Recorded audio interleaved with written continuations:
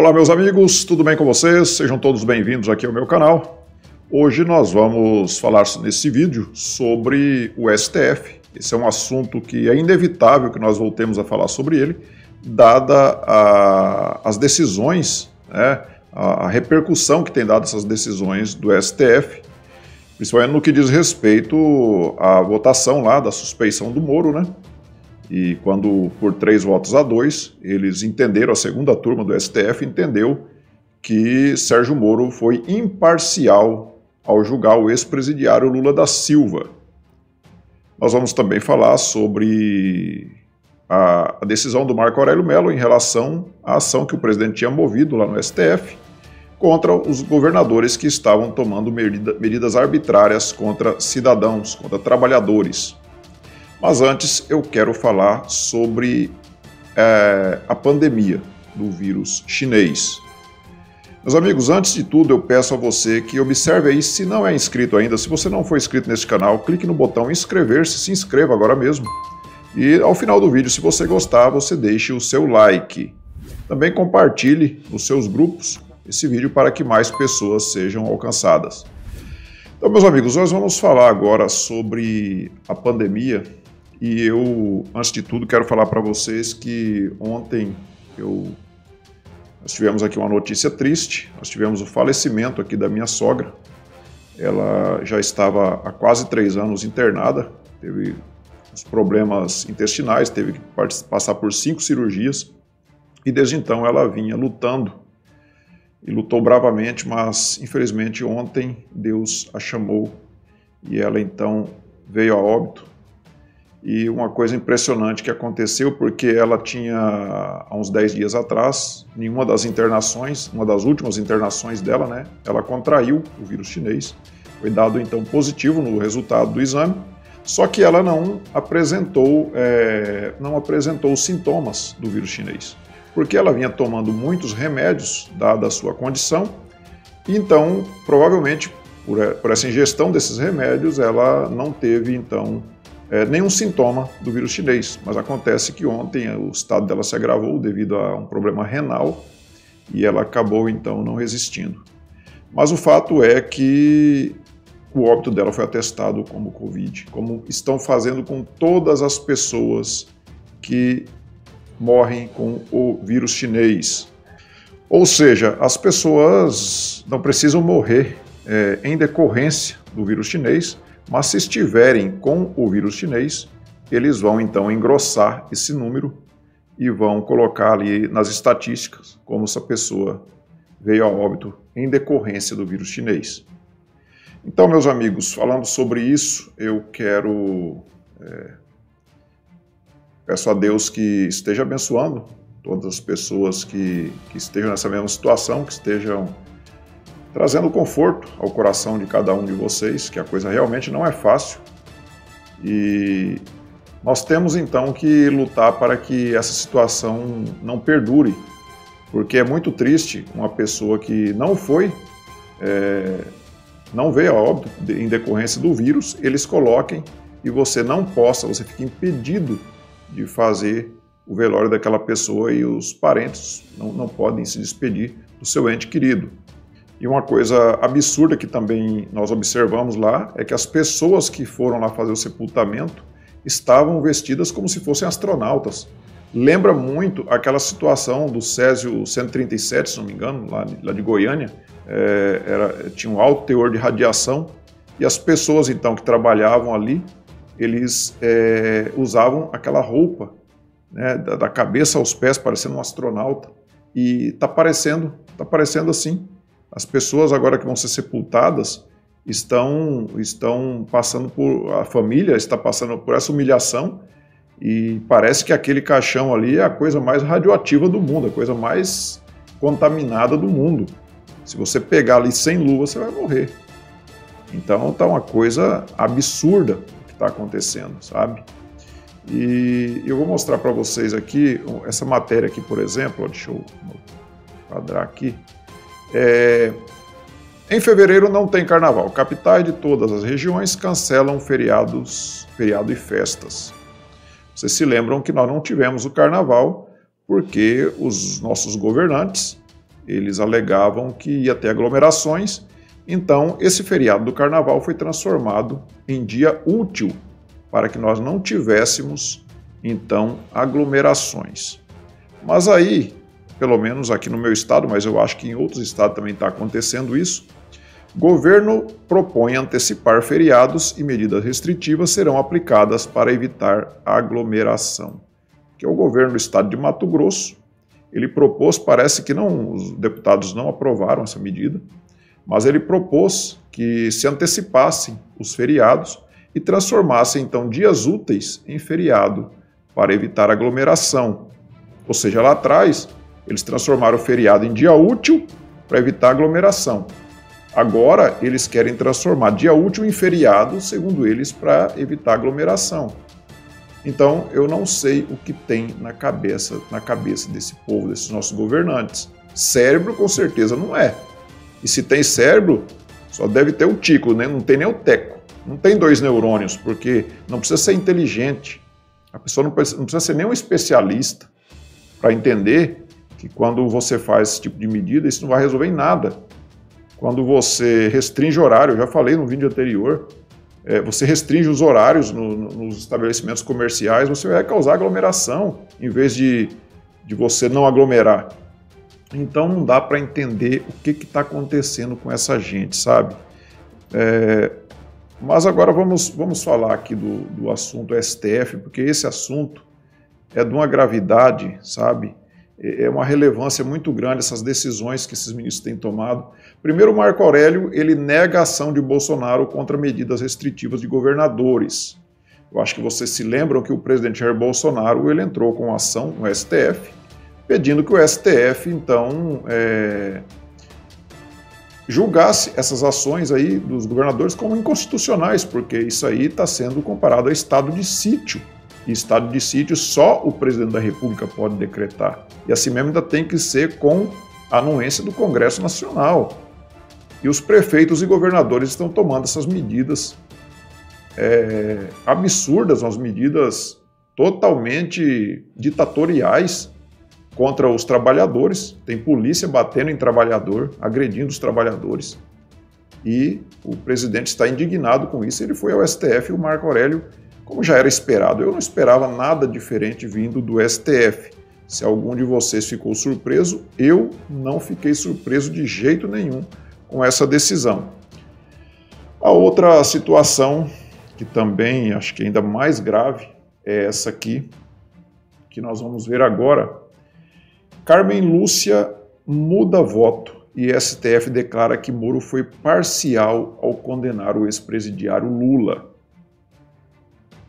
Meus amigos, essa votação desse processo aqui, ela estava empatada em 2-2 e o ministro Cássio Nunes, ele pediu vistas e ele depois apresentou o voto dele, contrário ao que o Gilmar Mendes e o Lewandowski já tinham apresentado, que o Gilmar Mendes e o Lewandowski consideravam então que o Moro teria sido parcial ao julgar o ex-presidiário. A Carmen Lúcia e o Fachin, se não me engano, teriam votado contra. O Cássio Nunes também votou contra e fez maioria por não tornar o Moro, então, um juiz parcial. O que aconteceu? Quando o Cássio Nunes apresentou o voto dele, a Carmen Lúcia mudou o voto dela. Ou seja, olha o poder do sistema. O sistema, ele tem um poder muito grande. E o sistema, ele aparelhou tudo, inclusive o judiciário está aparelhado. E eu não sei qual que será a saída para resolver esse problema, qual a solução para esse problema. A Suprema Corte está agindo dessa forma, jogando contra o país, sabe? E quais serão agora as consequências dessa decisão? Quais serão as consequências dessa decisão aqui do STF, da segunda turma do STF, aqui no Poder 360, aqui a mesma notícia, Carmen Lúcia muda voto e STF declara Moro parcial em condenação de Lula. Meus amigos, eu entendo o seguinte, que as consequências serão muito danosas ao nosso país. Elas podem, inclusive, levar a ter que a União devolver, o Judiciário mandar devolver o dinheiro aos corruptos que devolveram mais de 5 bilhões aos cofres públicos. Vocês se lembram que os delatores eles assumiram que tinham cometido o crime e devolveram o dinheiro. Muitos deles devolveram 70, 80, 100 milhões cada um deles. No total ali, aproximadamente 5 bilhões de reais. Fora outros 15 bilhões que estão em outros países que, devido à burocracia, ainda não foram retornados aos cofres públicos. Mas o STF agora pode, inclusive, mandar devolver esse dinheiro, porque você acha que aquele corrupto, aquele empresário corrupto, que devolveu lá 100 milhões de reais, e esse processo agora, o juiz foi considerado parcial, né, suspeito. O que você acha que o advogado desse pessoal vai fazer? Lógico que eles vão pedir que se estenda a eles também. Apesar da Carmen Lúcia falar que não, que é só para o Lula, não vai ser só para o Lula. Isso aí vai ser estendido a todos os réus desse processo. Então, é complicado demais, e como eu disse para vocês, o Cássio Nunes, ele votou a favor de Moro. Na verdade, não votou a favor de Moro. O Cássio Nunes, essa notícia aqui é do Valor, né? É do Valor, mas eu não concordo com esse título dessa matéria aqui, porque ele não votou a favor do Moro. O Cássio Nunes votou a favor da lei. Ele votou segundo o que manda a lei. O que o Cássio Nunes alegou ali? Ele alegou que as provas são ilícitas, que foram aquelas mensagens roubadas pelos hackers. Todo mundo sabe que um hacker que invade o telefone de alguém está cometendo um crime. E isso não pode servir de prova, a prova é ilícita. Todo mundo sabe, não precisa ser nenhum expert em direito para saber disso. E o Cássio Nunes ele votou como manda a lei, e ele disse que não, que as provas eram ilícitas e que não iria considerar aquelas provas, e ele então votou para não tornar o Moro um juiz parcial no caso do Lula. E quando ele fez isso, ele despertou a ira do dono do STF, o senhor Gilmar Mendes, que eu sinto vergonha de dizer que ele é aqui do meu estado. Sinto vergonha de dizer que Gilmar Mendes é um cidadão aqui de Mato Grosso. Então, aqui, estado de Minas, não há salvação para juiz covarde, diz Gilmar após voto de Nunes Marques. Ou seja, o Gilmar Mendes disse, então, que o Cássio Nunes Marques é covarde, porque ele votou seguindo a lei e não conforme esse indivíduo aqui, o Gilmar Mendes, gostaria que ele tivesse feito. Então, eu quero mostrar para vocês, deixa eu ver, acho que é aqui, eu vou mostrar para vocês o que é um juiz parcial. Vamos lá, vamos ouvir aqui o que tem a dizer Gilmar Mendes. Oi, Gilmar, alô? Vamos ouvir. Oi, tudo bem? Oi. Você sabe um telefonema que você poderia dar que me ajudaria na condução lá? Você comentou a relação com ele, mas ponderando. Enfim, ao final, dizendo que me acompanhe lá, que era importante, era Flecha, viu? Flecha, tá bom, fala com ele. Porque ele é o outro titular da comissão, somos três, sabe? Tá bom, eu falei com a Anastasia e falei com o Tasso. Tasso não é da comissão, mas a Anastasia disse, tá tentando, posso ir. Dá uma palavrinha com Flecha, é importante eu disse, e no final, dá um sinal para ele, porque também não é muito assim, né, para entender a profundidade da coisa. Falar, acompanha a posição da OAS lá, que eu acho que é mais querendo, porque o que a gente pode fazer no limite? Apresenta um destaque para dar um satisfator lugar e vota o texto, que vota antes, entendeu? Destaque é destaque, depois não vai ter voto, entendeu? Você vota o texto e dá uma satisfação para não parecer que a bancada também foi toda contrariada, entendeu? Se você pudesse ligar para a Flecha aí e falar... Eu falo com ele, ligo para ele agora. Importante, diga aí. Ligo para ele agora, tá bom. Meus amigos, o que dizer de um cidadão como esse que diz que o Sérgio Moro, enquanto juiz, foi um juiz parcial e ele age dessa forma? Vocês puderam ver claramente essa ligação para o então senador Aécio Neves, na época que ele era senador. Você acha que o Gilmar Mendes é imparcial? E tem mais, vamos ver aqui um outro, quer ver? Ó? Vou mostrar para vocês aqui para não dizer que nós não estamos mostrando quem é Gilmar Mendes. Alô, governador Silva Barbosa? Tudo bem? O ministro Gilmar Mendes gostaria de falar com o senhor, posso transferi-lo? Positivo. Obrigado, boa noite. Boa noite.